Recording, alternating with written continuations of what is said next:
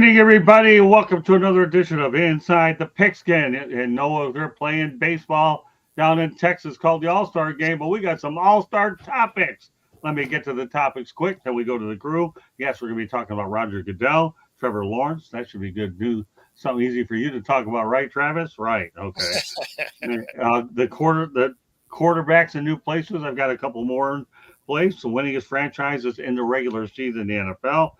And we're going to talk about a young quarterback prospect by the name of Michael Pratt. And, we're going to talk a little Canadian football league. We're going to make Travis Holmes feel at home, I think. Oh, Canada, baby. All right, anyway. Off to the crew. Bo crouches to my right. Welcome, Bo. Thanks for having me on, guys. Oh, you're welcome. And, of course, we got the coach. How you doing, Scott? Good to see you guys this week. Great seeing you again, Coach. And Mel Farr Jr. We're going to hand the rock off to at least 6 times tonight. Hey, guys. How's it going? And last but not least, our possibly adopted Canadian. We'll throw a teaser out there for y'all. Come on. We're making him smile. Travis has got a nice gleaming smile with a nice salute. If Josh, let me tell you something. If Joshua Dorsey sees you there, he'll make you do a jog check. But if he's watching, at least you got the salute in anyways. Don't worry about it. There we go. Yeah, there we go. All right, amen. All right, so anyways, let's talk about a commissioner throwing his own network under the bus named Roger Goodell, because during his testimony at the Sunday Ticket trial, he pulled Thursday night games from NFL Network because the production was not up to standards. There's a few broadcasters in here, and we'll lead off with Mr. Bo, okay? What do you think of that situation, pulling broadcast off your own network because the production was not up to his standards? Has he not watched Thursday Night Football? Because what's happened on the field hasn't really lived up to the standard either. Yeah, right. There's a reason that a guy like Al Michaels, who has been one of the most professional guys around the league, has made fun of the broadcast that he's on for Thursday Night Football. So it's not a big shock that they, got some of it off of there. I think some of that probably had a little bit of contract implication with being on Prime also. So, I mean, I would imagine there's probably some things behind the scenes that we're not privy to looking at it from the outside. But I wouldn't be excited about the product if I was the commissioner either, if it's the worst game of the week. That's good. I like that. What do you think, Coach? Again, to me, it's a prime example of people that are employed in the sport of football, working in the sport of football, and making decisions about the sport of football that don't really understand the sport of football. The biggest problem with Thursday Night Football is the lack of preparation time and the lack of rest for the players. So I don't know how many of those that I coached in, but every single one of them was a scramble. Look, when it's a Thanksgiving game, it's kind of a different deal, but you kind of know how to prepare for that. But your game planning time is severely cut down. But the biggest thing is, you get guys during the season that get nicked up, and there's players that are playing Sunday that, man, are barely ready to practice by Thursday, and so it's a very taxing thing. And yeah, you get the extra time off, but if you want to know, it's not the production quality, it's the preparation quality and the physical health of the players to be prepared to go out and play an NFL game. There's nowhere to hide. Mel knows as well as anybody that, like, once the game starts, you got to finish the game, and it's just a tough draw for anybody. I don't know anybody that's in the business that would tell you, wow, they're fired up and they like playing or coaching on Thursday nights. That's fair enough. Okay, Mel. Well, it's like anything, when the big three thought that they could sell cars better than dealers did, they found out how difficult that is. The NFL found out how difficult it is to produce a football game. They understand the contract negotiations and things of that nature that go into negotiating a contract, a television contract, a national television contract, but they don't understand all the nuts and bolts that go into producing a show of that magnitude. And that's why, they're always looking, obviously they're probably always looking at their costs and things of that nature, not understanding that some things just have to be done. How many different cameras you have to have? I mean, there's a lot of things going to it. Like I said, it's like when the big three thought they could sell the cars better than dealers. They can make cars. That's what they do. That's what they do best, and that's what they need to stay focused on. Selling cars need to be left to the dealers because they're the ones that. That's how this model had been going for a number of years. The model that we've had, and they needed to stick to it. They got a little envious of some of the money that the dealers were making and thought that they could go in there and make that kind of money. It just doesn't work that way. It doesn't work that way. Just because you have cars for sale and people need to buy cars to drive, doesn't mean they're going to come buy the car from you. There's something. There's other stuff that are involved. And so I think the NFL just found out how difficult it is to produce games, and I think Roger Goodell was just being honest, and that he's protecting the product. He understands that in order to continue to grow this product the way that they want to grow it, the way that they've been growing it, it's got to be produced at an excellent level, not a good level, excellent, superior level. Okay. I like that. All right, Travis, what do you think? So I believe that he was telling the truth from his perspective, from his opinion. But I also thought it was a terrible testimony, and not because it was terrible on the league. I mean, it was a terrible comparison because of what he was trying to say was basically that it was a poor production quality, and that's kind of very similar to the reason that we started selling our out of market Sunday afternoon games at an inflated price, because that's the crutch of the lawsuit. Like, it was like, wait, what? Wait. So you selling the afternoon games that were already on the same networks that you sold the. Wait. You sold these streaming rights to some of these same networks that you're selling it away from these Sunday night games. That don't make. You just said it was about production quality. Like, what? It's the same production. What are you talking about? Well, yeah, it's not on NFL Network. No, but I just thought it was funny because he's taking some of those same games from those same networks to another network. So I'm like, wait. It was probably a true opinion, but also if I'm an attorney and this is a deposition, or if this is I have a chance to cross, that's a garbage statement. Like, it just is objectively. Like, you just kind of just put yourself in the corner on that. So it's probably true. He probably thought that NFL Network wasn't the greatest production, unfortunately, which is not news to any of us. I mean, we've all, I'm the last one in line, and we've all kind of agreed it wasn't the greatest product. One, because of the games. Two, because of short turnaround times. You might have some players that's just sitting out or just not fully themselves. Maybe vanilla game plans, etc. And then you get into the part where NFL Network is not exactly as good as Amazon. They're not getting these extra new age things where they're trying to throw in where the blitz is coming from and all these other things that everybody else is kind of showing you. Yeah, I mean, overall, it's not the greatest product, but that has nothing to do with this lawsuit. And that was probably just very throwaway comment that he didn't think was going to come back, but it's kind of did. Yeah, eventually down the road, we're going to get more into the lawsuit. I haven't done it yet because I'm waiting for more information to come out. But the only thing is the NFL Network may not be good to do Thursday night games, but when you think about it, they're still broadcasting football games. They just didn't like the production of Thursday night, which ties into what Coach Bono says. I mean, really, I don't like the Thursday night games because of the wear and tear and the quick turnaround. Thanksgiving, you become accustomed to. It's not a big deal. It's engrossed in your head. Whether you have 2 or 3 games, the evening one, late afternoon, people are ready for Thanksgiving. But when you do it week in and week out, then and the punishment that the players take, and yet down the road, we're going to be looking at an 18-game season, but I won't get into that tonight. That one we'll spend more time on. But yeah, it's pretty interesting how he goes out there and is throwing his own league under the bus and being you're throwing your own league under the bus and taking it off. My goodness, but yet they're making billions of dollars, so he can say whatever he wants.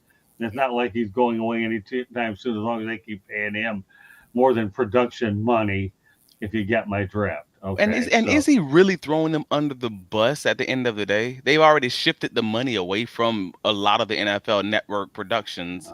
Anyways, all they have is the international series and like a few, I don't know. I guarantee it's less than 10 games a season at this point. So the money's already coming in from Amazon and YouTube and all these other places. So he's not even really throwing them under the bus. He's just protecting the money. That's kind of his job, anyways. Yeah, but when you think about it, he is technically throwing it under the bus, even though you could interpret that a lot of different ways. Go ahead, Bo. What were you going to add?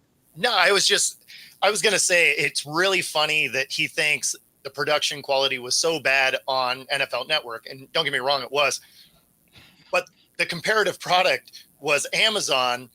That the whole first season of them, it looked like a kung fu movie where the audio wasn't synced with the voices or with the image. So if you aren't keeping if you aren't keeping up with that, like how bad do you think your production value is if Amazon is better and their production really hasn't been very good?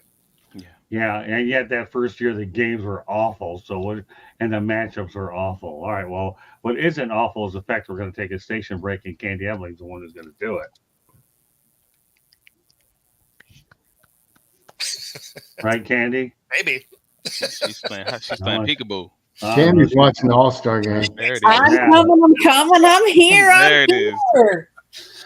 You are listening to us on the South Florida Tribune YouTube station. If you see that red subscribe button, hit it, like us, share it all around. The South Florida Tribune, published a book last year. It is called Lessons from the Microphone, Tuning into the Enduring Wisdom of Visionary Leaders. It was written by Scott Motor City Madmouth Morganroth. The foreword is written by George Eichhorn. There are lots of stories in there about Scott's 40 plus years in the media business and how the media has changed over those years. You can buy this book, Amazon, Kindle, Barnes & Noble, Google, and Apple. If you want to listen to our podcast, you can listen to us wherever you get your podcasts. Monday nights, we talk baseball. Tuesday nights, we talk football. Wednesday and Thursday nights, Sports Exchange and Fire Up. You never know what we'll be talking about. Anything from cornhole to the National Hot Dog Eating Contest to NFL, NBA, and WNBA. You just never know. You got to tune in to find out. Wednesday nights, typically, Scott does Motor City Madmouth Show on nofilter.net. This week, I believe it's switching to Thursday night. Am I right, Scott? Yeah, it actually is. Okay. You can also go to our website, please, www.southfloridatribune.com. In the middle, on the front page, is a link to our store. I know you want a South Florida Tribune tank top for this heat, or, like Travis, Canada, you might need a sweatshirt or something, or a baseball cap. You just never know. South Florida Tribune has you covered. Go to our site and pick up some merchandise. Twitter @Tribune South. Scott, back to you. Coach Bono popped in and lit up really quick when you got to that store. After all, he's a mastermind behind it. Good stuff, Coach. You're getting better. You really would. So with that said, on to topic number 2, and one that should be all too familiar, at least in Jacksonville. Trevor Lawrence worth a 5-year, $275 million extension, which does include a $200 million guaranteed and $142 million at signing. Well, we're going to start off with a man that resides in the area for which Lawrence is getting his cabin. Oh, you knew you were going first. Oh, I wanted to go last. I could talk about this forever. I know. Well, you want to go last? Go ahead, Bo. You volunteered to go first. Oh, come on. All right, go ahead. I like you guys. You're the best. Go ahead. You want me to? All right, Bo. Yeah, go ahead, Bo. So, Travis and I have obviously had this conversation already, but well, the best part about it is this is the only show we got going on tonight. Unless you guys have other commitments. Go ahead. Absolutely. So, I mean, yes, right now, did I want to see more out of him? Of course, but you already have the floor benchmark at Daniel Jones, right? So, 1 year of production, otherwise extraordinarily average, gets you 40 plus mil a year. So you already have a benchmark of where it is. You have highly productive, but not elite at 55 mil a year with Goff, right? So you are banking on what Lawrence has moving forward. That lands you in that kind of area. especially because his guarantees don't really land him truly at 55 anyway. I think it really works out to like 52, something like that. You can correct me if I'm wrong, but yeah, it's somewhere in there. But he's not a top 3 guy in the league, but you're going to pay him based on what you think he's going to do. Because I mean, he hasn't really proven anything to me. Obviously, he has that first year with Urban Meyer that everybody was going to be bad. Like there was zero chance that any quarterback ever was going to survive in that. And then, he's had 2 years under the regime that he has. So we've seen him get better. Obviously, turnovers are somewhat of a concern. Yeah, I mean, I feel like with the market the way it is, that's probably about where his talents would land him. Okay, fair enough. Or what do you think, Coach? I'm not going to be real long, but market dictates the price. They've got a young man that they feel is a franchise quarterback. Right. I don't think, again, you can't hold the first year against them, just like Bo said. And last year, I know for a fact he was playing injured, and so, how much of that is he didn't have a great year, but I mean, it's hard to go out there and compete and play when you're not healthy, but it's even harder when your health prevents you from preparing. I mean, he's going out there basically on no practice. So I know that the guy's intense competitor. He's won at every level at an elite rate. Look at what he did through high school and in college. I don't think maybe the first game he ever lost, he probably only lost 1 game through high school and college, and and now in the NFL it's a different deal. But I think it's definitely a good investment, and I'm pulling for him. Okay, what about you, Mel? Well, the numbers are deceiving as far as what he's getting paid, because he still has a year or 2 left on his rookie contract, or a year left on his rookie contract. So the numbers are somewhat deceiving. Is he worth it? Probably not, but it's not going to get any cheaper. Just ask Jerry Jones dealing with Dak Prescott. The longer you wait, the more expensive it's going to be. Right. So the sooner you're able to get that done, the better off you're going to be. Has he proven? And I'm not mad at anybody getting their money. So let me roll that back first. I'm not mad with anybody getting their money. Now, having said that, no, he's not worth that kind of money based on his on-field production. He's the number 1 overall pick. He's still getting paid on potential, on what he could potentially do. But, there was a number 1 overall pick up in Cleveland that had some pretty good numbers, and that team gave up on that guy. And he put up some pretty good numbers, I believe. I want to say his numbers might be comparable, if not better, to Trevor Lawrence's numbers. He's on his 4th team in the last 2 years or whatever. Right. But the short answer is no, but it doesn't get any cheaper. The longer you wait, the more expensive it gets. All right, Travis, you can't hide now. You're up. I mean, I don't need to hide. I'm here, baby. Let's go. I'm kidding with you. Nah, no. I mean, is your house worth what you paid for it?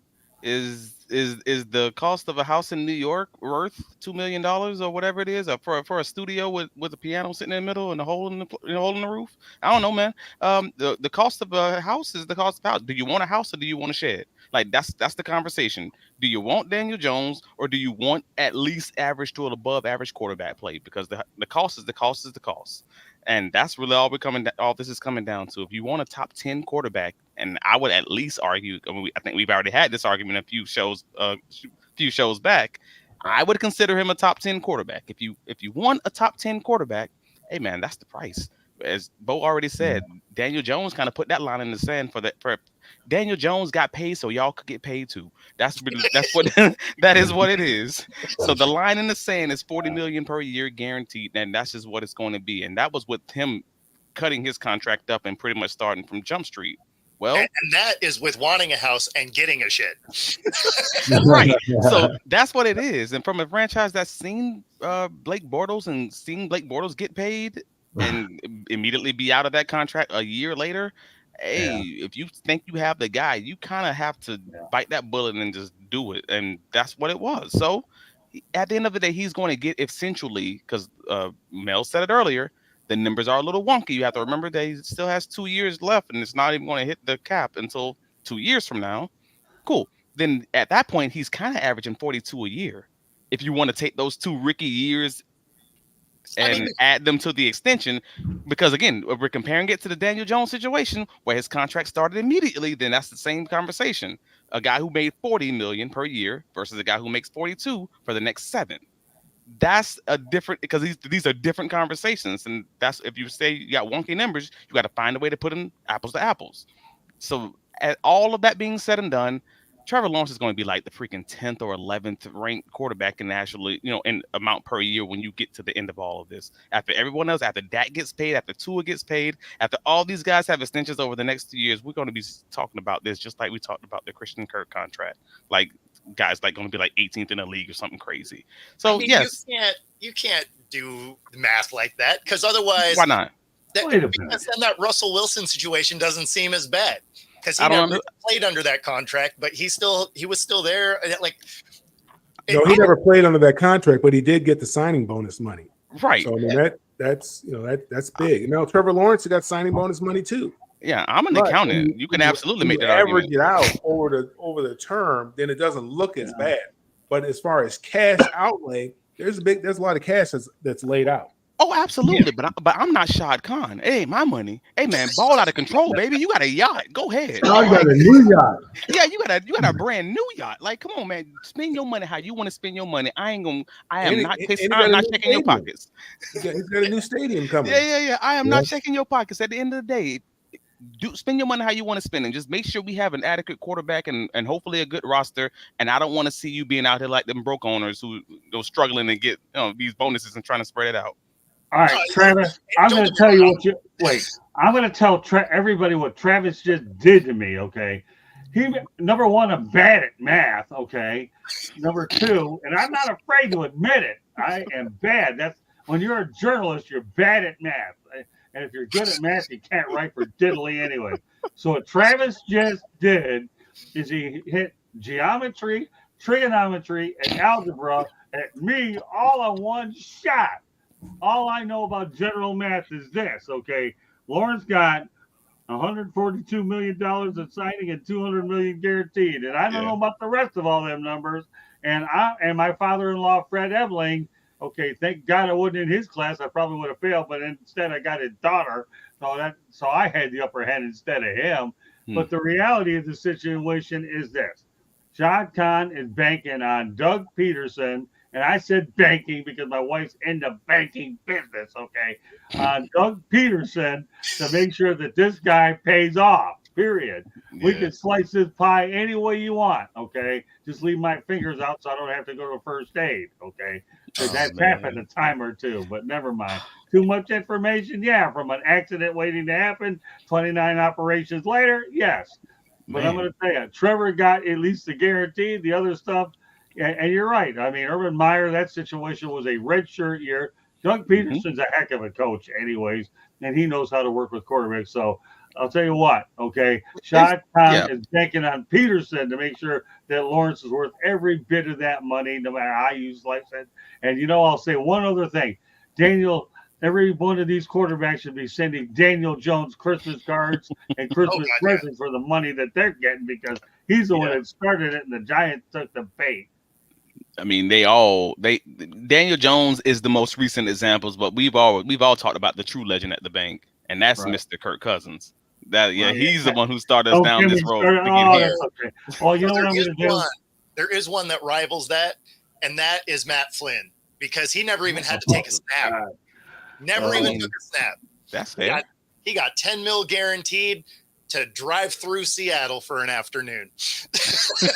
Well, you know what? We are going to do a future episode of Inside the Pigskin. I do want to go over the contract of Kirk Cousins again. We will do that.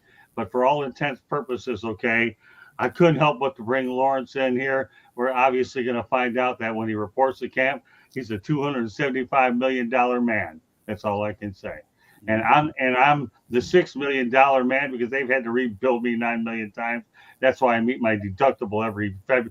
That's why I go over my deductible every year in February, and I have 10 months to get it all fixed, just so I can keep doing all this stuff and love every second of it. So whatever.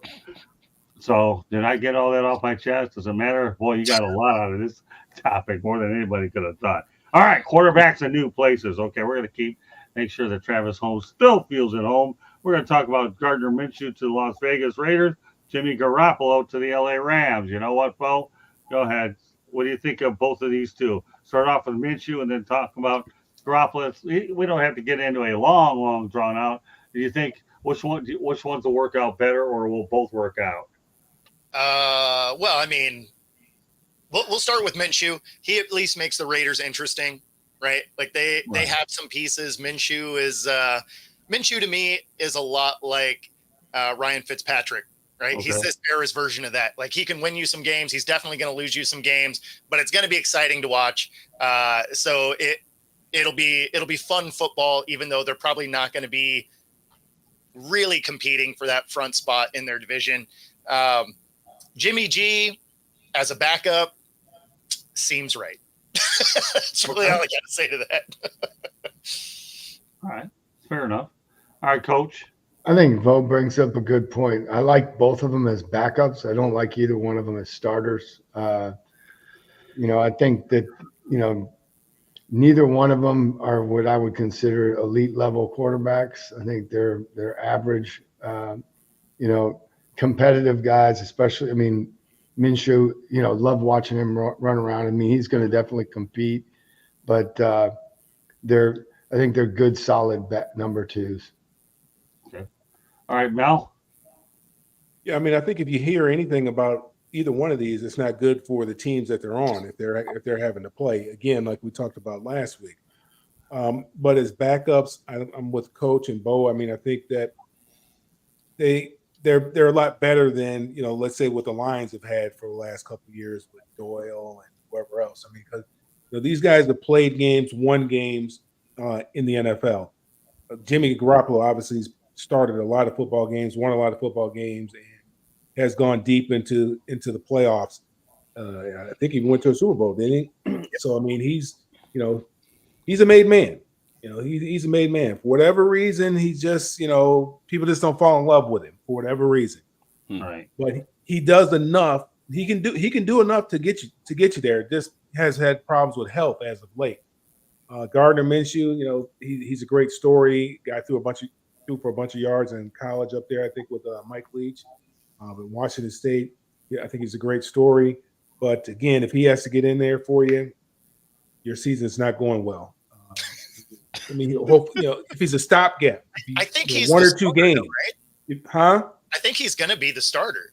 He's going to be competing with Aiden O'Connell, right? Yeah. That's not going. That doesn't bode well. No, and that's why I say they're not going to be competing for that division lead, but it'll be exciting. Well, that's his game, though, right? Like, they don't have Josh Jacobs in there anymore, right? So nope. It's gonna that's gonna be tough. That's tough. I didn't know. I thought they got somebody in the draft. I thought they got somebody else. That's gonna be tough if he has to start. He'll get you, 4 or 5 games, I guess. It'll be exciting. He's gonna run around a lot. It'll be exciting. He'll get some, it'll make for great stories, I guess. Him and mobile home or whatever he's living in out there in the desert. So we'll see. All right. Okay, well, we'll leave it over to Travis. So this is an interesting one because we've talked about Gardner on a few occasions, and I'm a Gardner fan, even though I understand his limitations clearly. Like as a fan of the sport, it's hard to say, all right, this guy's he's limited here, he's rough there, but he's exciting. It's just something about that excitement, like it makes you fan out a little bit. Like, I don't know what it is about this guy, but wearing these G-strings out here in these photo shoots and throwing balls over these here mountains, but whatever. But he is himself. He is absolutely who he wants to be and living his best life out here. And it makes me want to root for the guy. And I don't know, like he doesn't throw the best ball, but he just finds a way to just get out a win. And you can't tell me everything I just said about this weird little quirky fellow and exactly what they need out there in Las Vegas. Like the way that team operated last year with the new coach coming on in, right? With the new coach coming in and kind of just taking this discombobulated little organization and locker room and putting them together and just being like, I know y'all misfits, but y'all my misfits, and we gonna come out here and punch them in the mouth. And that's their coach, that's their culture, that's the structure. And then you get someone like Gardner Minshew out here in these streets, just being himself, frankly, and just being this wild man. He might not be the greatest quarterback, and matter of fact, he's not. But like you said, if he gets you on a streak, 3 Jeremy's games. over here trying to start fights. Hey man, I am not even giving that attention. He's over here poking a bear. But no, if you get Gardner Minshew out in these streets and he wins 4 games, 5 games out of the first, I don't know, 6, you can't tell me they're not going crazy in Las Vegas, and all of a sudden they believe in. Like it's that small of a margin for a solid Las Vegas team. And as far as Garoppolo to the LA, I mean, he never lost to LA.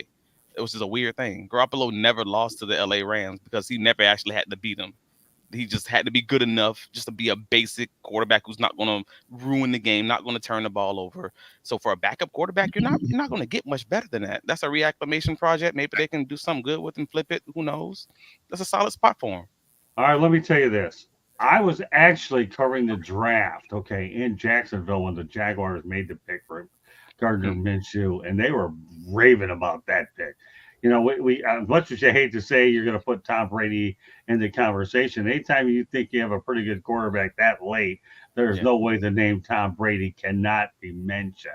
But we know Minshew mania is Candy went out there and brings it. Yeah, it does bring some excitement, that's for sure. I mean, and he's managed to carve out a living, making millions of dollars, no matter where he lives, how he lives in this league, where many of them don't last 3 to 5 years, But the reality is Minshew is good for football. And to me, I remember the excitement level when we had him on a conference call when he was drafted by the Jaguars. I was there. I was over at the facility when they drafted this guy.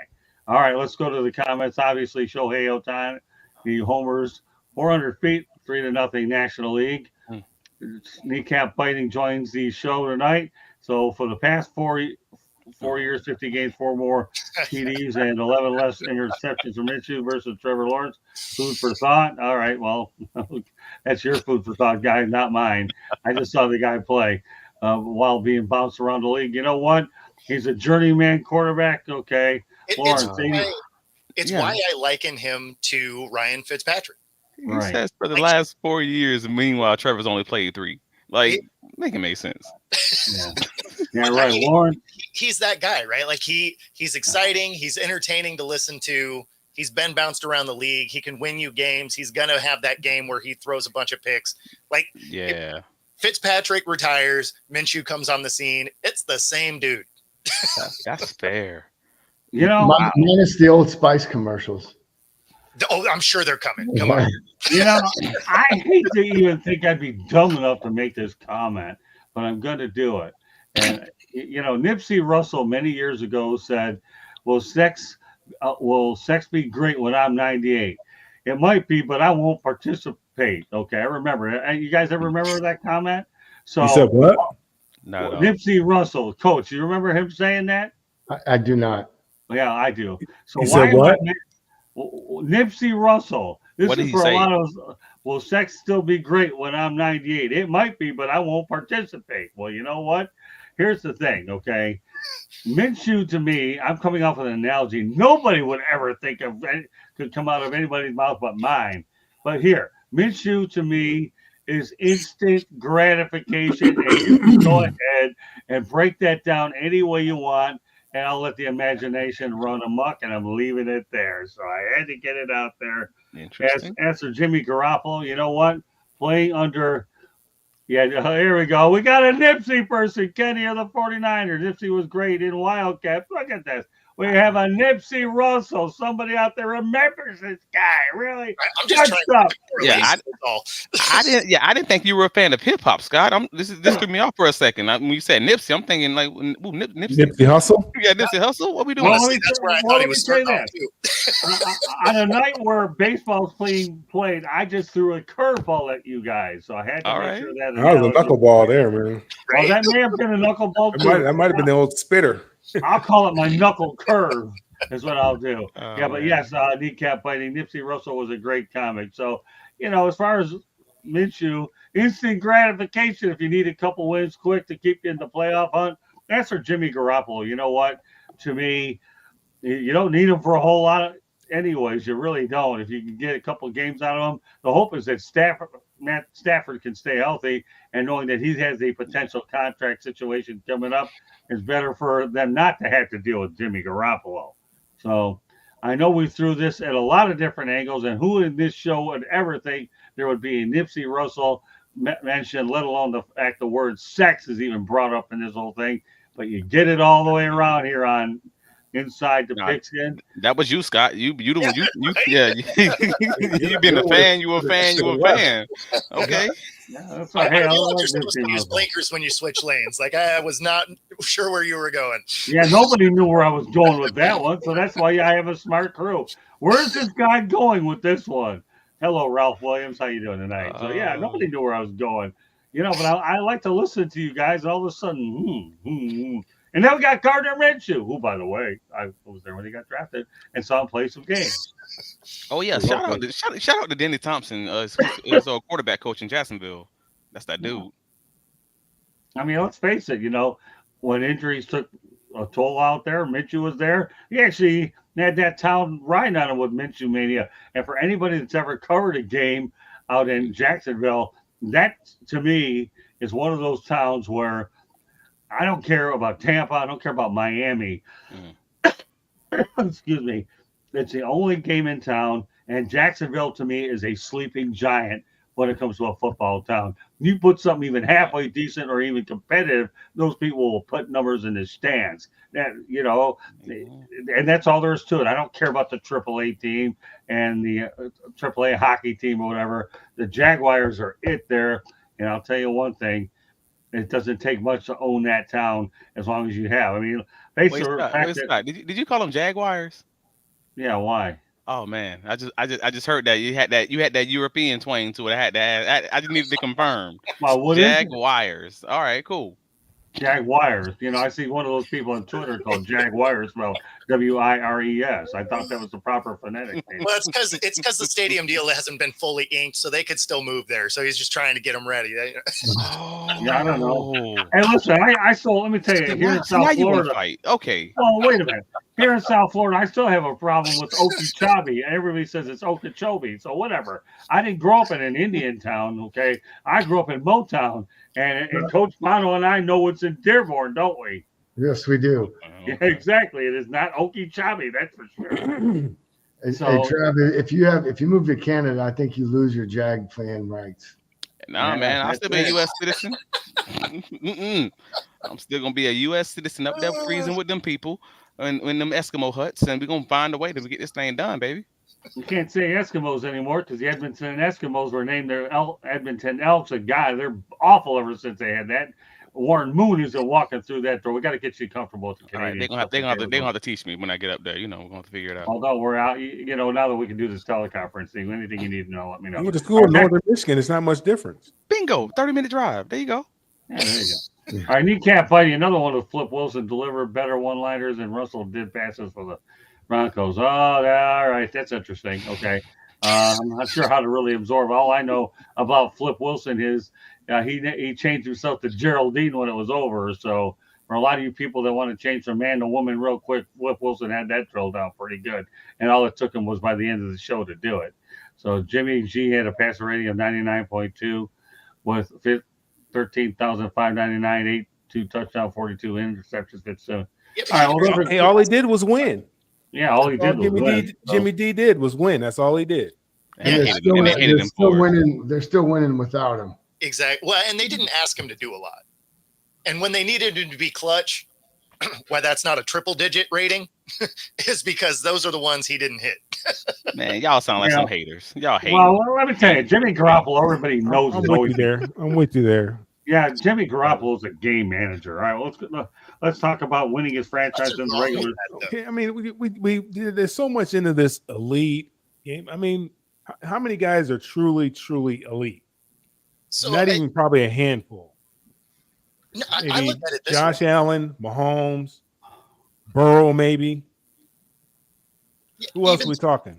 Even through time, there's not tons of elite guys, but the biggest thing is where do most of the rings go? Game managers. Bingo. Yeah, right. Was Joe Bingo. Montana A elite? company cannot run appropriately without managers. If you're out there playing hero ball, you'll win a lot of games. You don't win a lot of championships Yeah, was because you Joe only have Montana, was he one. elite? Was Troy Aikman, was he elite, or did he just make plays at the right time?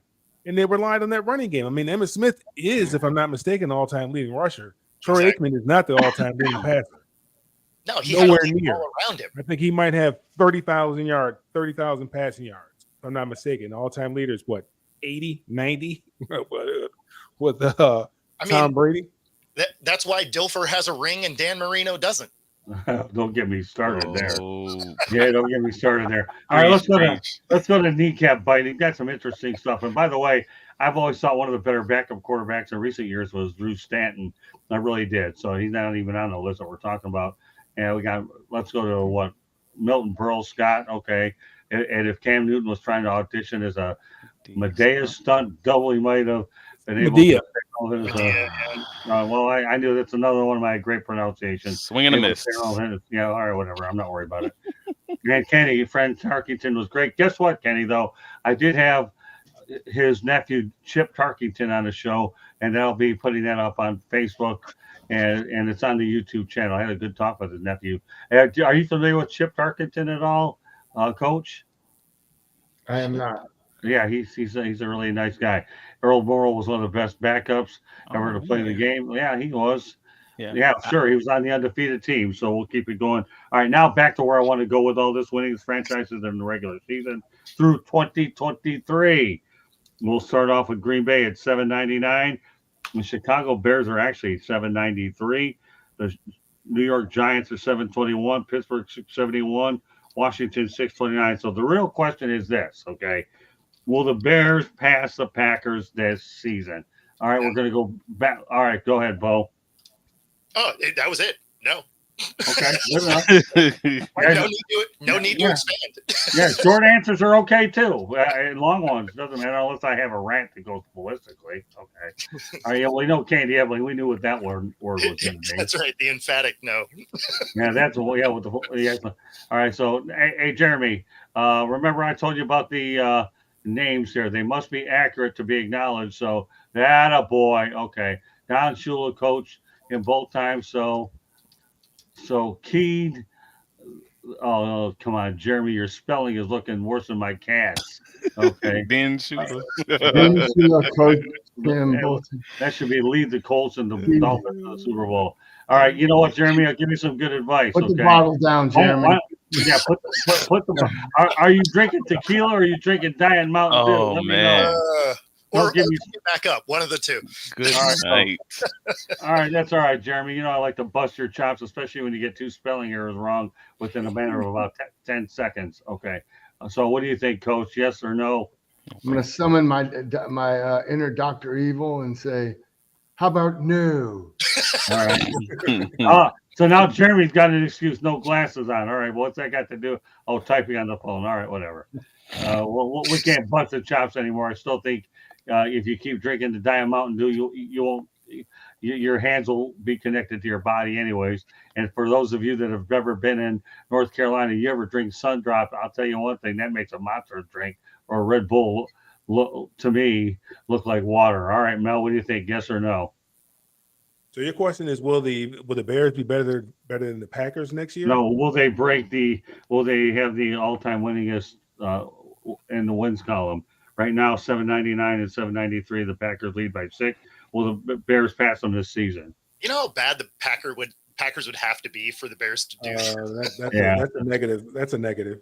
Yeah. Okay, what about you, Travis? I mean, Bo just took my point. I mean, a 6-game difference, you would have to win 1 to 2 games as for the Bears, because I don't think. I mean, sorry, for the Packers, and the Bears would then still have to go. Win. I Win don't the know, division? 9 games. Yeah, yeah. And I don't know if either of these things is reasonable. I don't even know if it's mathematically possible. If you're talking about overall winning percentage, all the games that they played in Well, one just season? total. I think he's talking about just total wins. victory. We're just Oh. talking total wins, coach. That's all. And that's But- always weird with stats like this, because both of these teams Don't know. have the most wins, and they just so happen to be 2 of the oldest teams. Exactly. Like, all right, cool. Like 1921 for both of them, Yeah, it and then the helps, Giants right? 1925. Yeah, it helps. Yeah. All right, cool. All right, now I'm not gonna. Let's hope you won more games against teams that weren't playing yet. I'm not Playing gonna. them in the leather Let me- helmets. Let me tell you, I'm not going to win any fans in Chicago by about what I'm about to say. I think Caleb Williams is going to get his butt kicked. I don't care what anybody says. If the Bears win 4 or 5 games, they'll be really lucky. And you need That'll be a 6. travesty because they won 7 with the other guy. They won Well, 7. I know, but with a couple quarterbacks. Exactly. well, that's true. I'm telling you right now, and this is what I think. I think Caleb Williams to me is going to get hammered his first year, like a lot of first-year quarterbacks do. I know Justin Fields is in Pittsburgh and won't care anyways, but the reality is I believe that they won't pass them.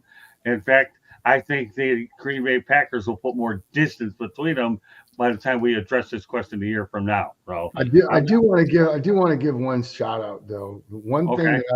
that I do like the move that the Bears did make was hiring Shane Waldron in the offseason. And Bo might disagree with me. I don't know, what his opinion, because he's coming from Seattle, but I was with Shane in Detroit, or excuse me, in LA, and I just think he's a really, really good up and coming coach. I think he's he's super smart. I think he does a really good job with what he has to work with, and I think he's smart enough to figure out and know what he has in Caleb Williams and not put too much on him at once. I think Shane's one of the better play callers in the league. So to jump on that, since he did come from Seattle, is he got a lot of hate here in Seattle that he didn't deserve, because he was trying to fabricate an offensive line with an entire offensive line that was on IR. They lost both of their starting tackles in the first half of the first game of the season, and they didn't get them back until week 15. They lose their center. They lost a guard. And so all of a sudden, anything creative you were going to be as an OC goes out the window. And it's why we ran so much 13 personnel, which is 3 tight ends if you're watching and don't know what that is. So it's 1 running back and 3 tight ends. We didn't throw the ball a lot to tight ends. Those tight ends were there as makeshift offensive line. Mm-hmm. There's a reason that Gino, although didn't get sacked a lot, was running for his life all season. So unfortunately for Waldron, he got a lot of hate that he didn't deserve, because his creativeness actually went to Gino not dying on the field instead of how can we scheme these fast receivers to get open. So I actually do think he's a better coach than probably most of the fan base here in Seattle give him credit for. all right, let's go back to the chat room. There's only one guy doing it all anyways for now. For what Kneecap says, for the Bears has probably had about as much of a chance to beat the Packers as the Panthers could win the division this season. Well, okay, that's interesting. Time will tell. Not sure where to go with that one. I'll need more time, like all of us will. The Bears look great prior to the season, like every year. They feel confident on paper. You know what, Smoke? I think everybody feels that way on paper until humility. No, can I please just comment on that? Like, because yeah, go ahead. I actually am confident in the Bears not being great, but I do believe that they'll win as many games or more than they won last year. That's like, I do enough. believe that they'll win 7 or 8 games. Yes, right, let's go. No, I agree with you on that. And this I actually just addressed is I don't care how good your quarterback is. If your offensive line is sitting on the bench, you're not going to be good, because I can tell you your third option at tackle isn't your starting tackle, right? Like, because if you have 2 tackles that both get hurt, it's not like you get to slide a tackle over, right? And then bring that third guy in. Your number one tackle is your third option. Your other side tackle is your fourth option. That doesn't say good things. That has nothing good as far as protection goes, because they aren't getting number one reps, and they weren't good enough to beat the other two guys out that were rookies the year before, right? So, I mean, there was a lot that went wrong with that Seattle team immediately when the season started. So I agree it didn't look great, but the recipe for success was watered down. All right. Well, Kneecap has a question. Bo, how was Seattle's offense last year without Dave Canales as QB coach? He didn't look. Yeah, that's what I was referring to. Is right. Okay. Even if you had the best quarterback coaching in the world, if your dude is running for his life, all right, there's not a lot you can do, and you can't run if you're on your third and fourth. Exactly. I agree. Okay, so another thing for Kneecap, I agree with that, Travis. All right, let's continue on. Again, it's safe to say all of us agree at the moment, okay, that it's not going to happen. All right, now we bring in Orlando Escribano, who's that Kneecap guy in the comments. He's handsome. All right, well, I'm glad you feel that way. All right. Must be looking at that picture that he got with that Honolulu Blue business on him. I was thinking that was Jeremy's burner account.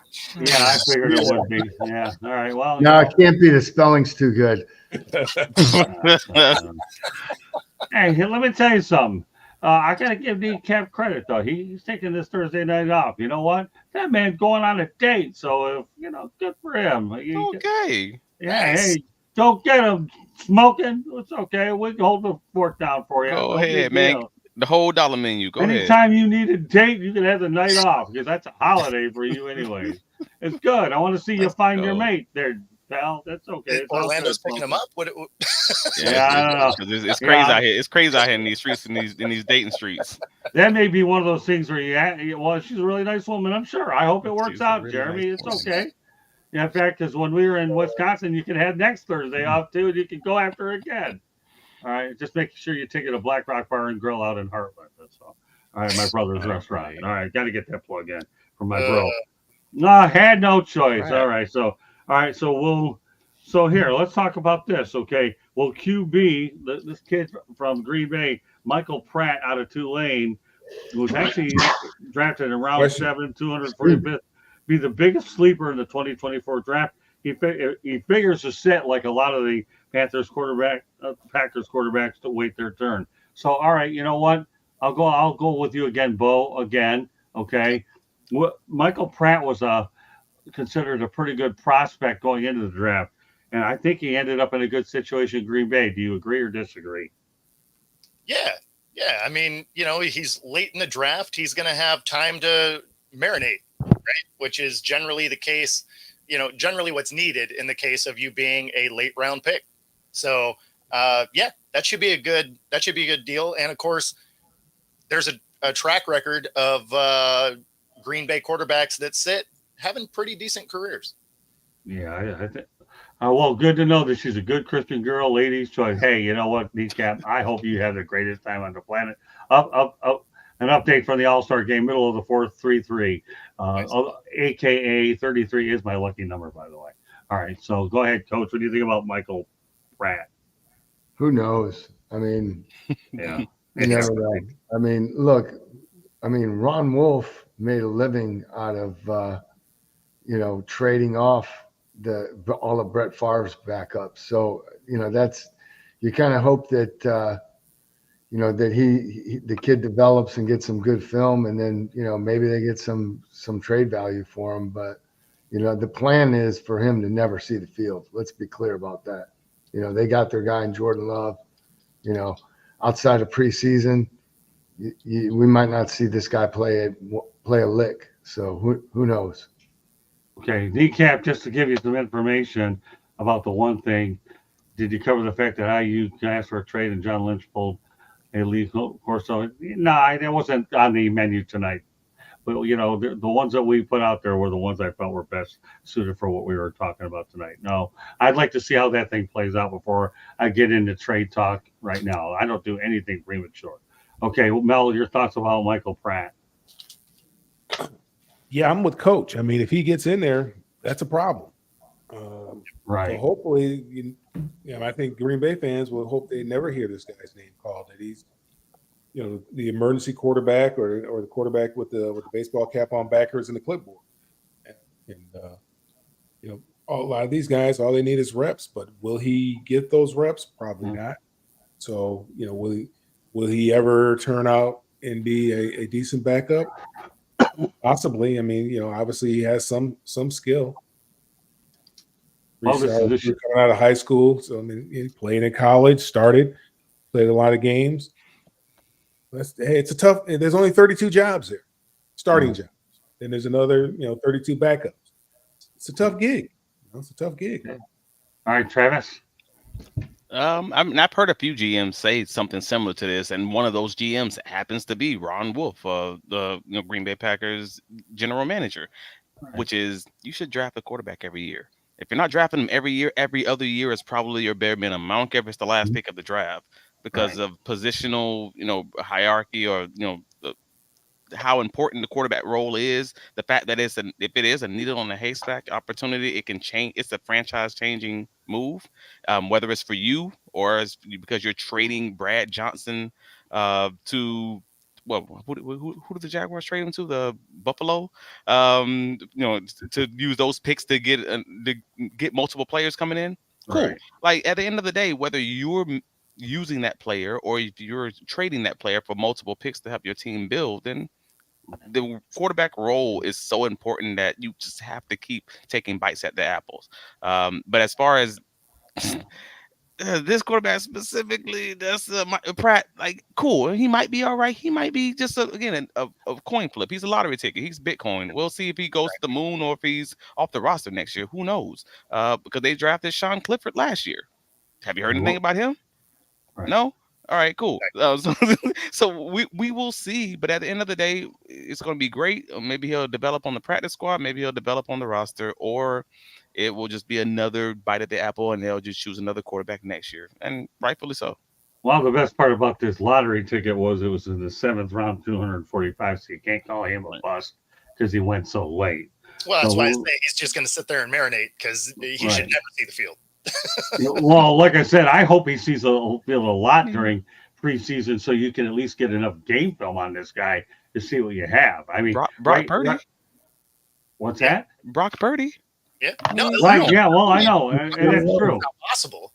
I'm but if he sees a lot of playing time during the preseason, at least you know what you have in person without having to look at it on film. That's all. Brock Purdy. A lot of him. It means that Jordan Love turned into Trey Lance. So that's what that means. That's true.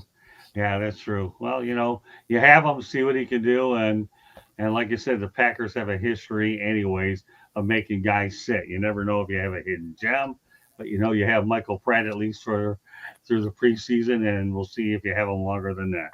All right, you know what? Since I'm in a Canadian frame of mind tonight because of Travis Holmes, I do have a Canadian Football League topic I want to talk about, and that is this, okay? Sean White of the British Columbia Lions, yes! And when I joke around with Candy and I go out there and say the Lions game is on, oh my gosh, she actually, just all this little no football between the United Football League being done for a while and NFL. I've been watching the CFL lately. I'm a football guy. What do you want? Okay.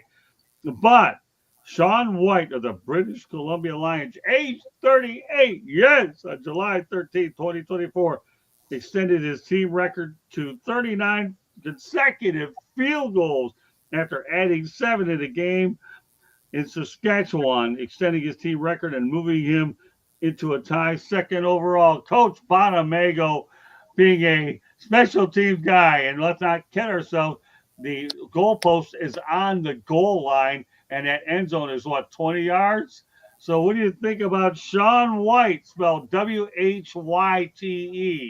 Just so you know. I just had to Google him to figure out who he was. I didn't even know he was a kicker, Scott. So my contract says that I'm not allowed to talk about topics that aren't sent in the questions. Oh, So, well, that was a last minute. In the That was- pre-production yeah. notes. That was actually a last minute add-on.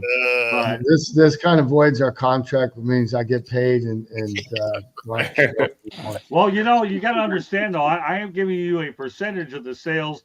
here's the bottom. Well, hold on. We're talking contract now. So we're talking about percentage of sales that I get from merchandise from that company that you represent. So we have a cross-binding contract. Okay. All right. Oh gosh. Well, the guy makes kicks. That's all that's important. And I think the way the NFL is going right now, the kickoff is, like hang time is out of the equation now on kickoffs because the coverage team can't start until the ball's caught. So a 4-3 hang time, which would be excellent, is not going to give the kicking team any advantage over a kick that gets down there in 3 seconds. So your decisions now, that's out of the equation in terms of like who you keep on your roster as your kicker. Right. It's going to be strictly who can make field goals at the highest percentage. So, I don't know anything about this guy, but to put together a string like that, it's pretty impressive. Maybe you know what, Coach?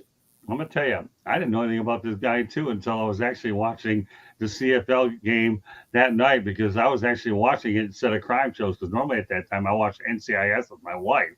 So it just so happened to be, I said, oh, you can watch the Lions, the BC Lions. Well, I didn't know anything about them either.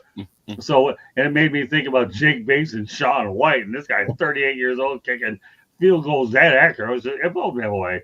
I didn't even decide to put this in until 20 minutes before because I thought it'd be a little bit fun to talk about the CFL while we're still waiting for some of the NFL hay to come back out here and make it easier. So you got to understand, Coach, when you're an executive producer, and Bo knows it as well as I do, right?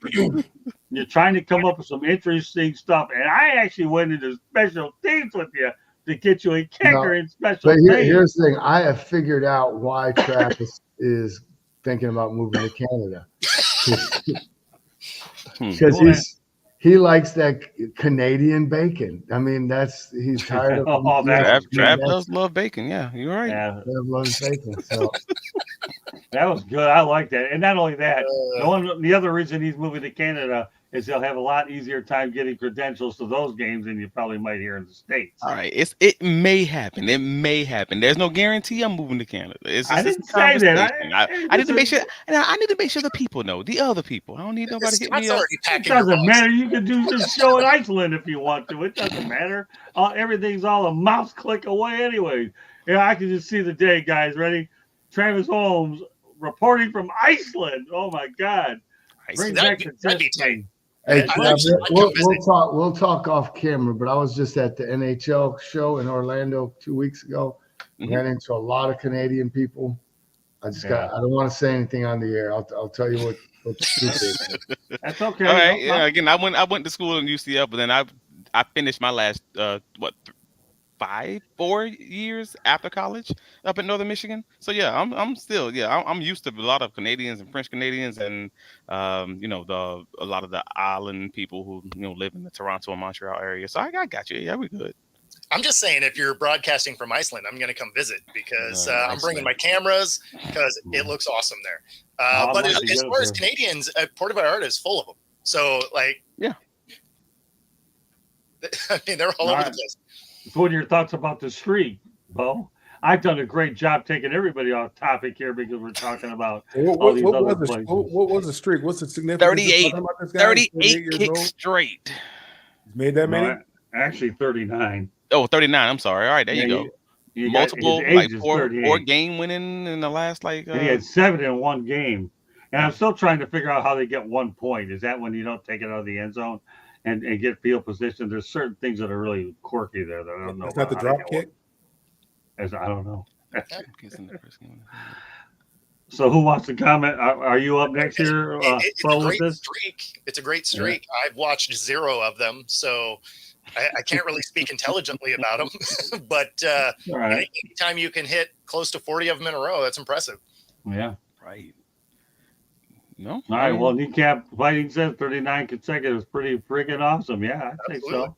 And to coach's point, yeah, that might get you a call from the league. He's The What, at American 30 League. At 38 years 38, old. at 38 years old, seriously? You think I don't care how old you are. I don't need Well, you. I don't need you to survive 2 years. I need you to. What can you do for me this year? Well, If you know want, what? That's you want true. 1 year contract. You know what? You do have a point. George Blanda played what into his 50s. Well, there's been there's been guys that have kicked well into their, look, Vinatieri kicked forever. How old Well, was he? they kicked well into that, but they didn't come over at that age. I don't know if has Sean White ever been in the NFL? I don't know. True. And he might have to and he might have to tackle somebody with this new kickoff rule too. That might be a little different for a 40-year-old. And he's 5'9". He's 5'9" too. Yeah, he wouldn't be kicking off. He might be kicking field goals, but Yeah. there was a couple of teams talking about potentially having a safety kickoff. Really? Yep. I mean, the Jaguars are talking about Andre Cisco's their free safety Yeah. was volunteering himself to kick. Whoever the kicker is, he can't cross the 50-yard line. No, but he's probably still going to have to tackle Yeah, somebody. they're always the last line of defense. I mean, that's part of your. You can't cross the 50-yard line. The kicker I cannot. totally not. Really? I never knew that. Yeah, so Oh, they're yeah. kind of the safety, but That's not good. per the Chiefs special teams coach, he said that the kicker was involved in about 25% of the kickoffs in He the does break NFL. that line In the UF, defense. I mean, that's not a good. You don't have a good angle just standing there with your feet, your toes at the 50. It's not good.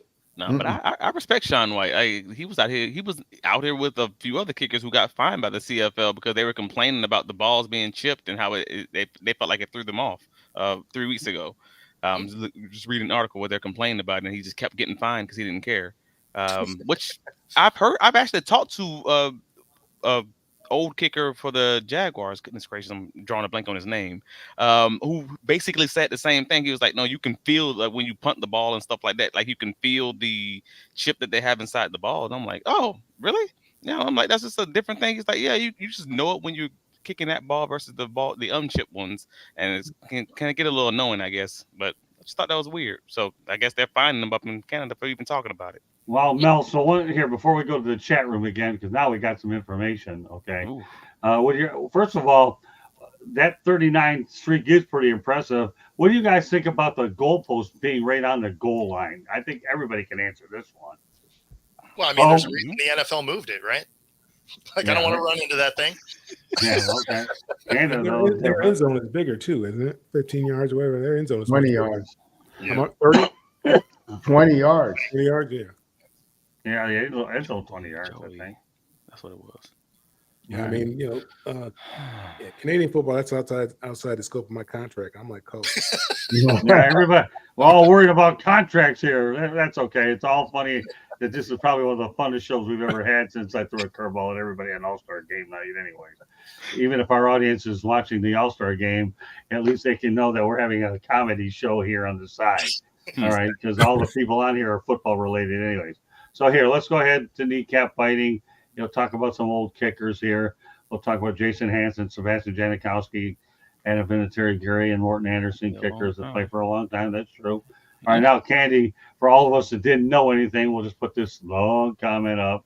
Murray played for a long time. Yeah. So here you go. Read it. Oh, Lord. Or anybody wants to read. Yeah, that's a long one. I can't read that much. We're reading a book. All right, man. White was signed by the BC Lions as a territorial exemption on May 2007, where he practiced regularly with the team throughout the season. Later that year, he signed a 3-year contract to remain with the Lions.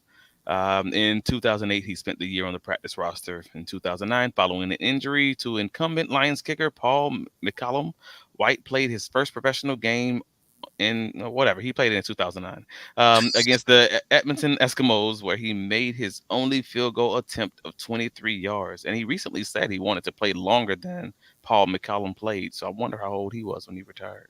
Great job with that Wikipedia cut and paste there, Candy. Yeah, there you go. Well, here we have more. Now that you volunteered to talk about it, Coach, you can read this one. In his second year with the Eskimos, White had his best season as he made 45 of 48 field goal attempts for 93.8 completion rate which was the third best completion percentage in CFL history at the time. I'm better than Biden. There you go. That was good. That was good. That's Hey, fair. that was good. All right. And because the CFL is 10 years longer than the NFL. All right. You know what? I knew there was going to be one topic I could have a lot of fun with, and boy, that worked out really well, man. Oh, Come dang. on. We can have all the serious stuff we want, but when you go into the United Football League, you're going to that Canadian Football League. No, not ours. So White says he wants to play for another 6 to 7 years. Is that what he said? Mhm. Probably can. Yeah.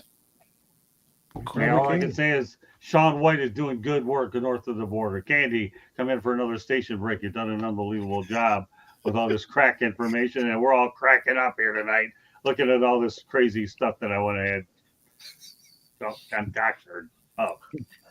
Tonight's broadcast is brought to you by the South Florida Tribune Publishing Company, which published a book, Lessons from the Microphone, Tuning in the Enduring Wisdom of Visionary Leaders, written by none other than Scott Motor City Madmouth Morganroth. It talks about his 40-plus years in the industry and how the industry has changed. It is available on Amazon, Barnes & Noble, Kindle, Google, and Apple. And we are working on the audiobook for anybody that's going to comment. We are working on the audiobook. Stay tuned for details. Go to our website, www.southfloridatribune.com, where I know you need, because the heat in the nation, you need a t-shirt or you need a tank top. Go get a South Florida Tribune t-shirt, or if you're a little cold, get a sweatshirt for those Canadian days. Go get it, southfloridatribune.com, www.southfloridatribune.com, where you can also read Scott's articles, my pictures, and all kinds of interesting articles. Smoking Jeremy V writes as well. And you can get transcripts for Dolphins, Lions, Jaguars. You can also get information from most of the college football teams down here in South Florida, the Hurricanes, the Gators, the Owls, and the Bulls, I believe. Yes, those are the four that we Yeah, really the have. rival of Travis Holmes. The rival. He was the Bulls. That's it. Y'all, Keep going, Candy. y'all my rival like gluten. Like they don't count. Okay. If you want to advertise or sponsor a show, call Scott 954-304-4941. If you want to listen to a podcast, Monday nights we talk baseball, Tuesday nights we talk football, and you never know what else we're talking tonight. I mean, Scott even brought up sex. Come on, really? Anyways, Wednesday nights and Thursday nights we're talking all kinds of different topics. Typically anything from cornhole to National Hot Dog Eating Contest to NFL, NBA, you name it, we talk about it. You got to go to 9 o'clock Wednesday nights and Thursday nights typically. Yeah. Typically on Wednesday nights, Scott has a Motor City Madmouth show on nofilter.net. This week he is moving it to Thursday night. It's a one-on-one interview show. I think that's pretty much all of it. Scott, back to you. Well, very good. You know, you guys are the best. I'm telling you. The way you can go out there and handle some of this off-the-wall stuff that we are. Now, Scott, are you giving innuendos to your partner? LOL. Of course I do. I bring you on the show. I give you airtime. I've given you innuendos. And that's a great book. I read it and reviewed it. Of course, I'm glad you did, because I didn't charge you for it either, but I'm glad you did. And I hope you're learning something from it either. But that's okay, Jeremy. You were in it before, and you're to me, as far as I'm concerned, a product of what this is all about. So yeah, I'm giving it. I give whatever I give out here. It is what it is. So, but all I can tell you is this. You know, it's been a fun show. I know that I don't remember the time. I don't know if I'll ever mention Nipsey Russell or Flip Wilson on another show of any kind in any way, shape, or form. But because of your date, Jeremy, I had no choice but to go out there and bring it up. And for those of you that want to go back there, to me, it's go ahead, Jeremy. You got 2 weeks, and I like this Christian lady. Have a good time with this girl. And treat her right so you can have a third date. I'm telling you, don't make her a one and done or a two and done, man. And I'm the last guy that should be giving dating advice anyways. But yeah, but anyway, back to Kneecap by Ace's Tool. I'm still using it. Good, sir. Very good, Jeremy. That's what it's all about. All right, with that said, we got Bo Crowdfunders. You go ahead and let everybody know how they can get a hold of you. I have to ask you one other question, Bo. Of all the shows that we've done, would you say this particular show is one of the most entertaining shows you've ever been on? It's certainly one of the most off-topic. That's all right. We can handle it. It's been a hilarious show for sure. Yeah. Yeah, well, remember one thing, it's still July 16th, 2024. I don't know how much of those are going to be later on, but tonight we seize advantage of having some comic involved. So, all right, it starts tomorrow. Well, and you know what? I should point out, Bo and Coach Bono have a show that's on at 4 o'clock tomorrow, so I hope you can join them there. I'm giving you your pro there. So, all right, so go out there and let everyone know, Bo, how they can get a hold of you. Yeah, so obviously you can find me here on Tuesday nights. We even occasionally talk about football. And then, on my channel at Football-Talk. And, of course, Coach and I will be on Coach's Corner tomorrow at 1 Pacific, 4 Eastern. All right, Coach, you're next. Of course, getting the mute button off. I didn't take I didn't take lip reading courses, so try it again, Coach. Well, my wife came home and the dog was barking downstairs, so I didn't think that'd be a good look for the show. But, I'm kidding with you. That's okay. No, it's good. You can catch me here on Tuesdays with Bo on Wednesdays on Coach's Corner. You can hit me up on LinkedIn, and outside of that, good luck. Thank you. Hey, but you know what, Coach? You went from 0 to 3, so you're getting much better. You're figuring this thing out. You're a broadcaster now. This is your new world. At least you're still connected to the game, even if we're talking about Flip Wilson and Nipsey Russell tonight. All right, go ahead, Mel. You catch me on all the social media at Melfar Jr. Keep up what we have going on down here in Georgia, also in Michigan for the youth at MelfarSuperstarFoundation.org. Yeah. And by the way, as I told Candy earlier, I am definitely looking forward to going to that event next August. It's just too bad I got sick and I was really very ill up there. But the next time you have it in August, Coach Bono and I have talked about we're going to go there anyway. So that'll be really good. Absolutely. Look forward to it. Great cause. All right. There's Mr. Holmes. You can find me on all the socials, Travis D. Holmes. You can find my writings covering the Jacksonville Jaguars on BigCatCountry.com. Actually, just posted earlier this morning an article just kind of breaking down where the Jaguars haven't gotten better and maybe where they have, which position groups. Take a look at that. You can find me here every week, and wherever you catch your podcast, Inside the Pigskin, 8 p.m. on Tuesdays. And if you're looking for a Jacksonville Jaguars podcast, we have the Duval Dive. That's me in the comments on YouTube and all your different podcasters on Fridays at 11 a.m. Thank you for having me as always, sir. Oh, you're welcome. I love this group. I really do. I mean, we can take this show 9 million different ways. We can all laugh at it, and I have no problem laughing at myself. It doesn't matter. I'm used to doing it anyway. So, but meanwhile, I mean, who cares? It's all fun. You only live once, anyways. And Coach Bono does have a book coming out that I should inform people. It's called TBD. When I get around to it, and we can get the information from his head down to a card. See, Bo, you get the show, and I get the book. So we got to make sure Coach Bono breaks into post-football retirement life 2 ways. Well, him and I are going to be co-authoring a book, and you got him a show. Bo and Bono, you can't do any better than that. BOs are wild. All right, let's see. So let's go back to Jeremy. And on a closing note, okay, Jeremy, I hope you have a good old time on Thursday. And you know what? As Richie Cunningham would say, I found my thrills on Blueberry Hill. And you don't want me singing, otherwise it's going to break somebody's eardrums. Richie Cunningham said that? It just turned into the late night show. Yeah, man. Yeah, Scott out here in these streets playing the saxophone. Yeah, who's doing that? I remember when Johnny Carson's doing it. Who's doing it these days? Doing what? Who? The Late Show? Yeah. What's his name? Yeah, exactly. That's what I said. What's his name? I can't stay up that late. Fallon. Yeah. Huh? It's Fallon. Jimmy Fallon does. The Yeah, late that show. guy. Oh, yeah, that guy. Okay, what's his name? Mel Yeah, and I we had it agree. on last night. Yeah, but I forgot about it. I was Wow. I don't watch regular TV. So an update on the All-Star Game, AL5, NL3. So Coach Bono, Scott cannot be your VP, man. He can't remember last night. I don't know what to tell you. He's kind of sure VP. Coach and Mad Mouth, we're not politicians, so well, be glad we're not.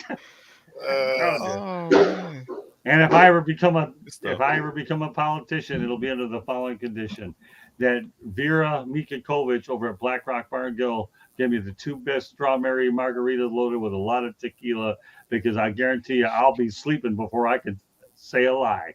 And she makes a darn good drink. I tell you, I had 2 of them last Saturday. So there you go. That's your slogan. I'll be sleeping before I tell a lie. Yeah, that's it, man. And, well, no, my real slogan is I'm like a Timex watch. I take a licking, though, but I keep on talking. And now I need a new watch anyways, because the last Apple Watch went down. So we'll have to see what I can come up with. We've gone from Nipsey Russell, Flip Wilson, to watches that are dying, and we're having a blast doing it. So with that said, this includes this comical version of Inside the Pigskin, where we go north of the border, south of the border, or wherever else we're going to go. So margaritas for everyone. There's the platform. Okay, what's another show you can start? So on behalf of Coach Bono, Travis Holmes, Melfar Jr., and Bo, and Candy as well, my name is Scott Morgan, Rock the Motor City Madmouth. Thank you for joining us on this edition of Inside the Pigskin. And I have a feeling that next Tuesday night will be a little bit more serious than this one, but so what? We can let it loose anyway. Why? Exactly. That's true. Yeah, you know what, Coach, you are so right. You know why? Because we still are in July, right? So we can still get more funny next week, right? That's right. Let it come naturally. Exactly. That's what we do here. See, Yeah. I'll tell you what. I'm going to have a list of people that I've mentored in this business, and your name is going to be on one of them. How's that? Thank you. I appreciate it.